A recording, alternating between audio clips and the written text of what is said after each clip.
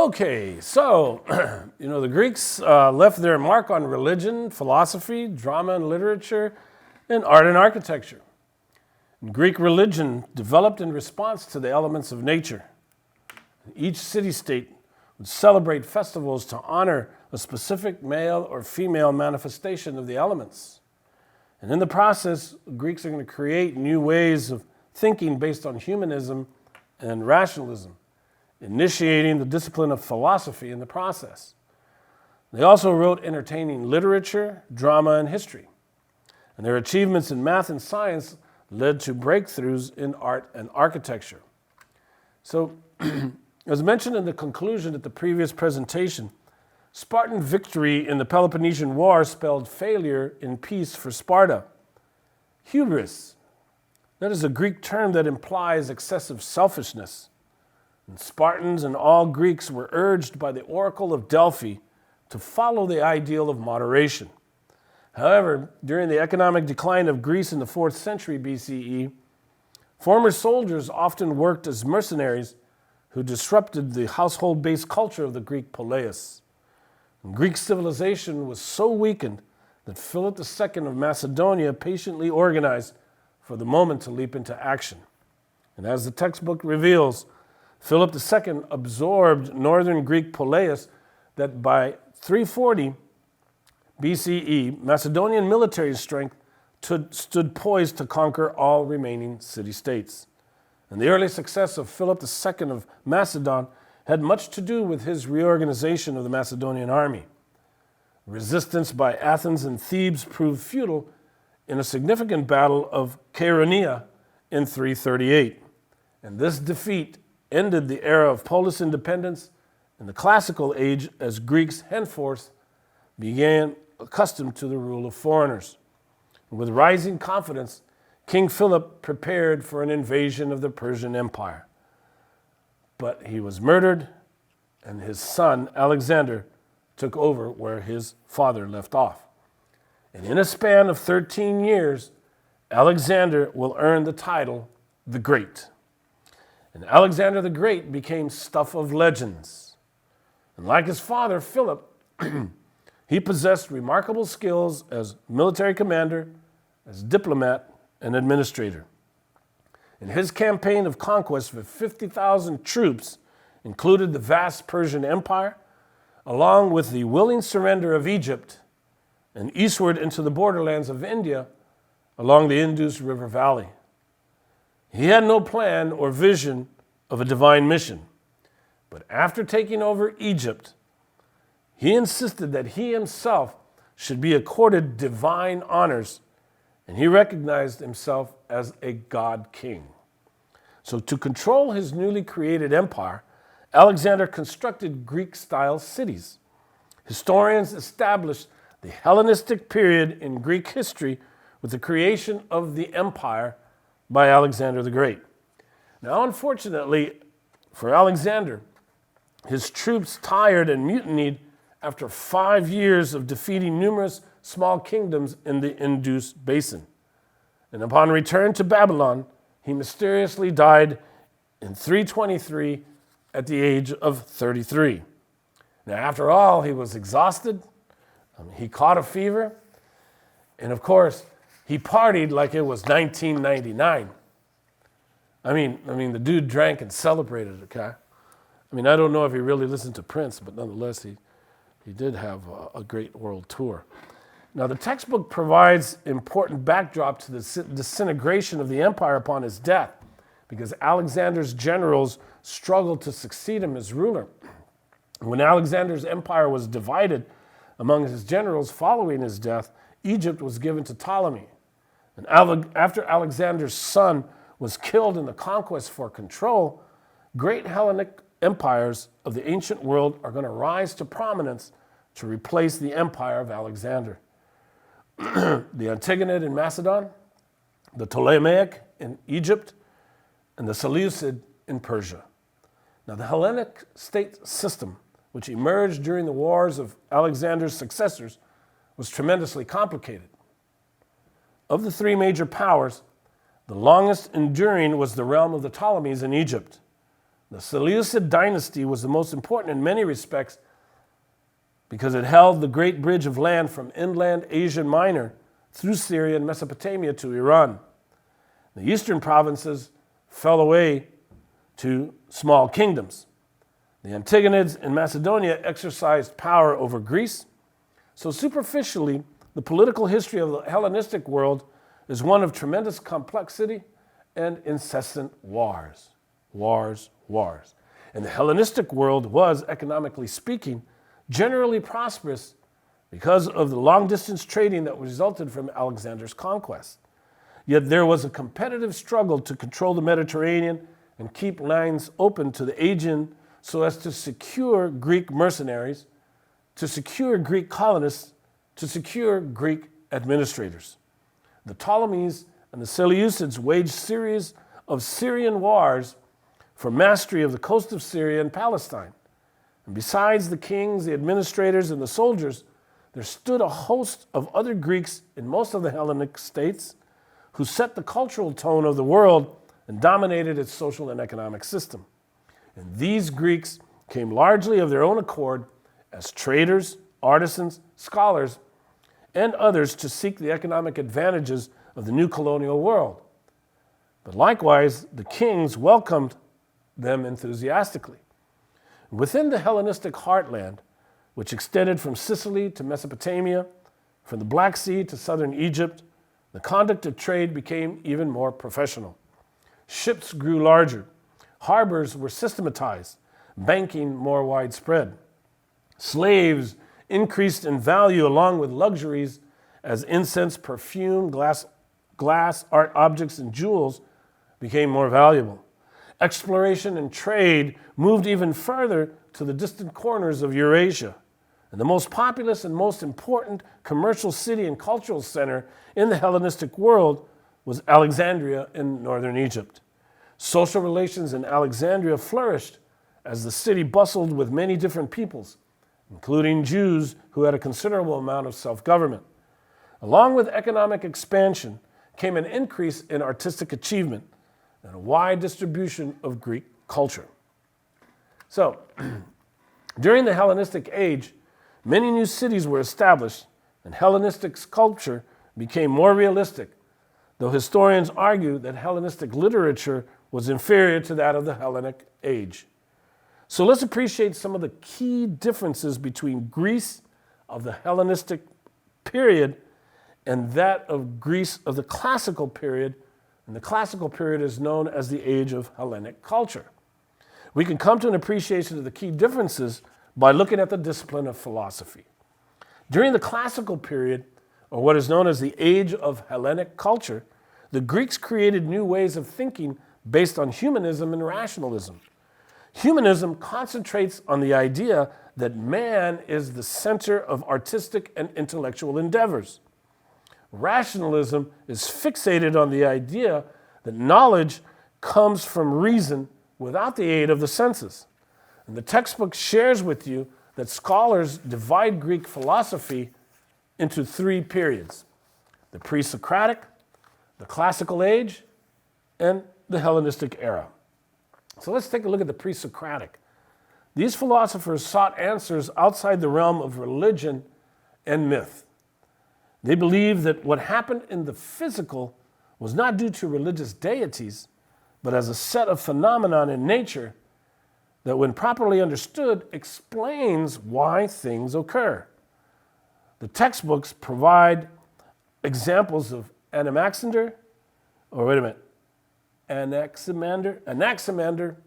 and Hippocrates as two of the great pre-Socratics. Anaximander introduced the theory of evolution of the species. And meanwhile, the Greek physician known as the father of medicine was Hippocrates. And Hippocrates believed that diseases had natural causes and that it was possible to discover cures and ways to prevent diseases. His first-hand observance of natural phenomenon led to the practice of empiricism in the natural sciences. But there are three Greek philosophers from the classical age that is known to the modern world. Those are Socrates, Plato, and Aristotle. Though there are many other philosophers, these three take center stage during the Hellenic age or the classical period. Socrates studied human behavior and ethics. Believing in absolute truth, not relative truth, he argued and challenged ideas through question after question after question.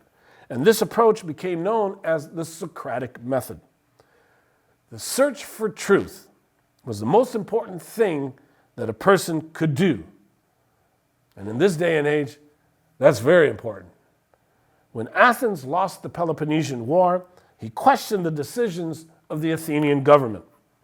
He was condemned to death by a jury of Athenian citizens because he urged society to seek agreement on ethical standards and rules of conduct. And boy, is that necessary in this day and age. Now, Plato was a student of Socrates. It is through Plato that historians become familiar with Socrates.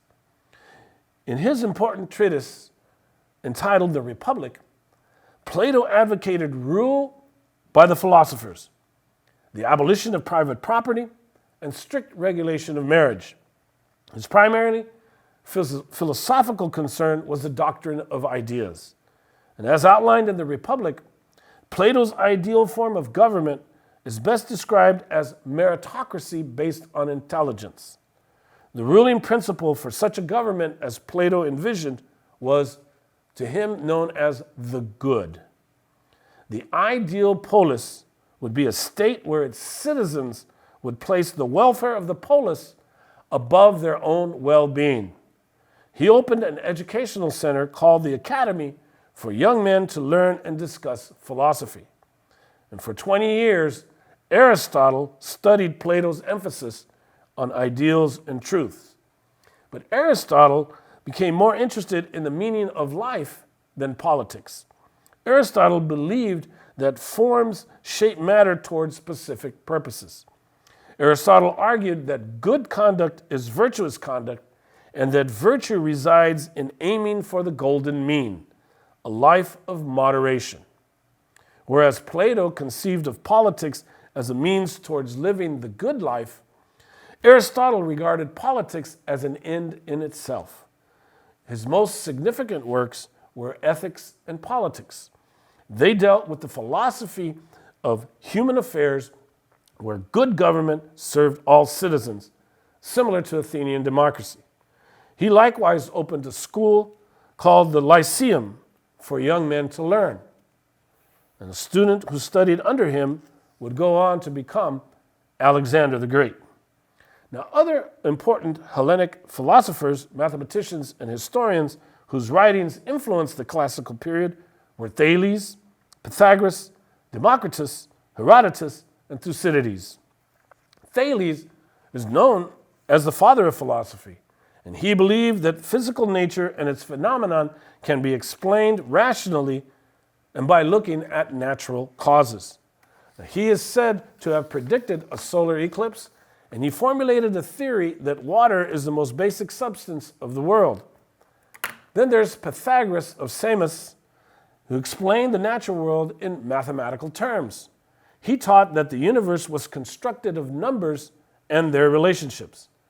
And so we all have come to become accustomed to the Pythagorean theorem. A squared plus B squared equals C squared describes the universal experience.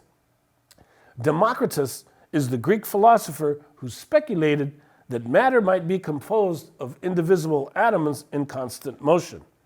And it was Herodotus who was the first of Greek historians to write the history of the Persian Wars, but Herodotus blended mythology with history to enliven the account of the successful Greek resistance to the Persian invasions.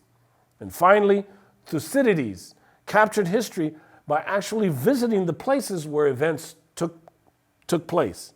And he captured the war between Athens and Sparta in his most famous History of the Peloponnesian Wars.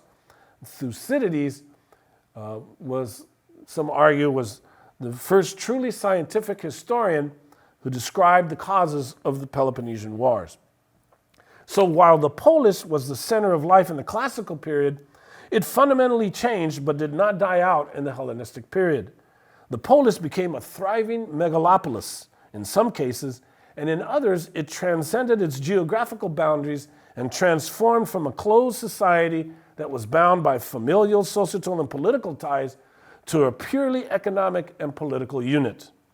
The relative isolation of classical Greece was transformed into a multinational, multi-ethnic, multicultural empire. And with this transformation emerged several philosophical schools that were prominent during the Hellenistic age. And that was Cynicism, Stoicism, Epicureanism, and Skepticism. Now, a philosopher named Diogenes taught that humans should live in harmony with nature and forego luxuries. Cynicism emphasized that the purpose of life is to live virtuous in agreement with nature. Hence, a person only needs a subsistence existence to survive. In contrast, Stoics believed that the cosmos is an ordered whole in which all contradictions are resolved for the ultimate good. Stoicism taught that individuals should accept their fate in life because free will does not exist. And meanwhile, a philosopher named Epicurus taught that human pleasure equals the good life. Epicureans, like the Stoics, placed an emphasis on individualism, materialism, and Epicurean and universalism. Sorry about that. And finally, skeptics were Hellenistic philosophers who denied that it was possible to ever know with truth with certainty, and therefore thought that people ought not to be so dogmatic about their beliefs. Skepticism argues that all knowledge is derived from a sense of perception, and there must be limited and relative understanding. People cannot prove anything. Since our impressions may deceive us, no truth can be certain. We have no definite knowledge of the supernatural, the meaning of life, or even right or wrong. The sensible course then is to suspend judgment and abandon the quest for truth, to stop worrying about good and evil, and instead try to attain peace of mind. The skeptics were not concerned with political or social problems. The ideal was to escape the world, not change it. Now, there are other important Hellenistic philosophers who were scientists, astronomers, and mathematicians. Aristarchus of Samos postulated the sun at the center of the planetary system and the earth moving around it. He believed the earth revolved around the sun. Archimedes developed basic principles of mechanics, inventing the lever, the compound pulley, and eventually the Archimedean screw that was used to pump water. And finally, Eratosthenes calculated the circumference of the earth, coming short by only 185 miles. In all, during the Hellenistic age, there was established throughout the Greek Empire the gymnasia. And the gymnasia became places for learning, conversation, and exercise. This was the precursor to the modern university. Now, when we take a look at Greek culture, religion, art, and architecture played prominent roles in Greek civilized life. Each polis dedicated itself to supernatural beings who became the center of social and civic life. Temples were built and festivals were organized honoring a particular immortal being who was responsible for the sustenance of the polis or the city-state. Now, the oldest of the Greek arts that started during the Greek Dark Ages was pottery. Earthenware encompassed religious themes along with environmental motifs. And when the city-states reached their apex in the classical period, realism influenced art as sculptors paid more attention to life and movement and tried to represent subjects as they actually looked. Realism in art often reflected the strife or difficult lives of some subjects. Realism likewise influenced architecture where grandeur and ornamentation became emphasized. While the earliest Greek buildings were constructed of wood, most buildings used one of three types of columns and decorations. There was the Doric, the Ionic, and the Corinthian. And architectural relationships were so precise that the buildings were completely symmetrical and balanced. An example was the Parthenon, and this was a temple built to Athena that was commissioned by Pericles.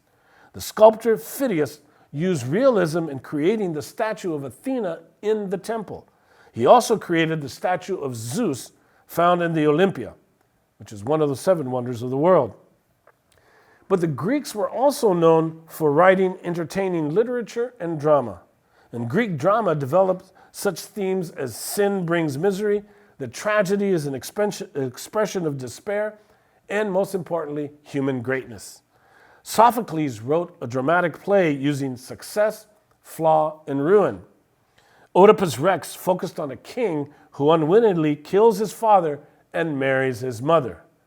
It ends in ruin. On the other hand, popular satires and social comedies provided entertainment. Comedy. Comedy was a form of political commentary. It was often crude and irreverent to the institutions of politics and religion, and it mocked social conventions. Playwrights such as Aristophanes and Euripides used comedy to critique powerful political figures they felt were leading Athens to ruin. Though politicians attempted to shut down such theater, it proved to be too popular, and the power of the demos kept it open. Theater proved to be a great venue for philosophical treatises and orators with political ideals took advantage. After the Peloponnesian Wars and throughout the crisis of the 4th century, literature changed dramatically. Audiences clung to the drama of the previous centuries, and very little new talent emerged in the transformation to the Hellenistic period. The satire of the masters, such as Aristophanes, fell out of favor as people lost their taste for provocative political comedy, and they began to promote a milder style called new comedy, which dealt with lighter themes. Drama was looked to for an escape from everyday life. People no longer cared for the scathing indictments of society and prominent individuals. Lighthearted themes in comedy of mistaken identity and family relationships became popular on stage and in the new literary form, the novel. Happy endings were found in most works, even those that addressed torrid and twisted love affairs. The contrived and sometimes artificial plot lines dealing with the humor and situations of daily life proved greatly appealing for the survivors and descendants of the Greeks who had tasted the horrors and the disappointment of the Peloponnesian Wars. So the relative isolation of classical Greece is slowly going to be transformed into a multinational, multi-ethnic, multicultural empire with Alexander. Economics were expanded, encouraging specialized industry that few classical poleis entertained. Art, architecture, literature, and science all became more elaborate in their style, their aims, and their execution. And influenced by the grandeur of the nations that are now part of the empire, the simpler Greek lifestyles and the ideals of civic duty that had been illustrated in architecture, literature, and government are going to be replaced with tyrannical majesty.